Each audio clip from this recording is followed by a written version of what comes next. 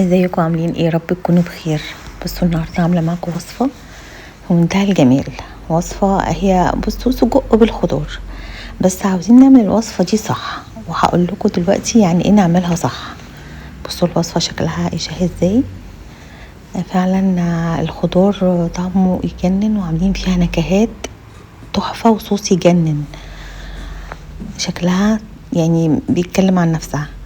واللي معاها هنا شوربة، كنت عاملاها معاكم قبل كده، شوربة كريمة بالمكرونة. حكاية برضو الوجبة دي لوحدها كده جميلة جدا لو عايزين تعملوا معاها مكرونة عادية. سواء بيليق عليها المكرونة بالصوص الأبيض يعني.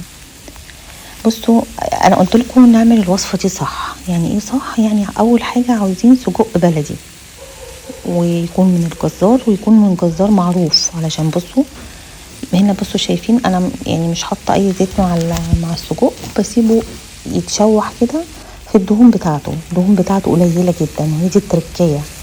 انت لما تلاقي ما فيش كده دهون كتير في السجق تعرفي ان ده لحم صافي، مش بيحطوا بقى اي حاجه عندهم واي دهن عندهم وخلاص.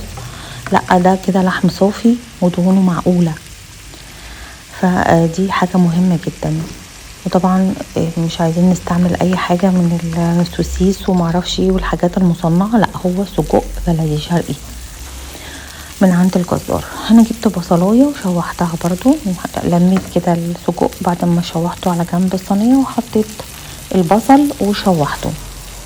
بعد كده هنزل بخضار متقطع، عبارة عن فلفل الوان وفلفل رومي اخضر وطماطم، وبرضو بتبدلهم ايه تقلبتين كده قبل ما اجمع الكلام ده كله واقلبه كله على بعضه. فعلا يا جماعه الوصفه دي جميله جدا وتستحق ان انتوا تجربوها. زي انتوا شايفين بتاخد دقايق، فعلا حرفيا دقايق.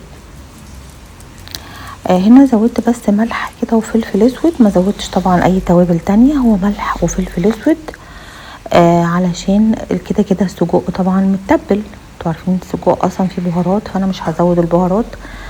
هو بس ملح وفلفل اسود عشان ضفت خضار، فلازم ازود ملح وفلفل اسود. وهنا برضو رشة بقدونس مجفف، انا بعشقه جدا، بيدي شكل حلو جدا للوصفة، وبيبقى شكلها شهي قوي وطعمه كمان تحفة.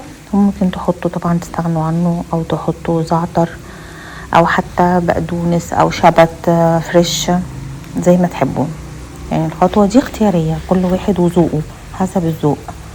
هنقلب بقى الكلام ده كله، وهنضيف ربع نص كوباية مية، مش كتير، على اساس بس ان هو يساعد الخضار بس يبتدي يدبل شوية. يعني انا برضو مش عايزة الخضار يسيح على الاخر.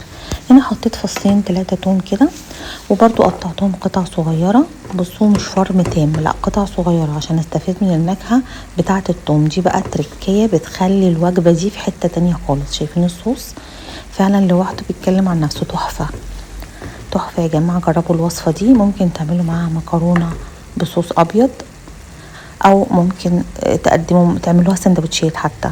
يعني السندوتشات بتبقى برضو حكاية. انا برضو حطيت رشة من البقدونس، وزي ما قلت لكم ممكن تحطوا زعتر او تزينوها، او سمسم، يعني ممكن تزينوها حسب الرغبة. هنا يا جماعة بقى خلاص، ما قعدتش 5-6 دقايق بعد ما ضفت المية وقفلت عليها. فعلا طعمها في حتة تانية خالص، هتعجب الولاد جدا، مش هيبقى منها فتفوتة. وده وعد مني، وبون ابيتي.